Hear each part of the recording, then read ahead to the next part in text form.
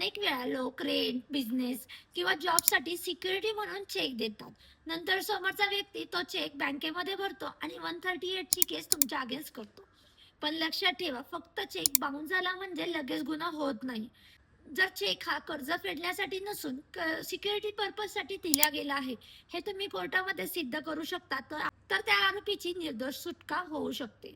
Indus airway 2040 या केसमध्ये clearly सांगितले आहे, लिगल इन्फॉर्सेबल डेट नसल्यास 138 लागू होऊ शकत नाही. म्हणून WhatsApp chat, agreement, email, transaction proof हे सगळे तुमचे प्रोटेक्शन शील्ड होऊ शकतात.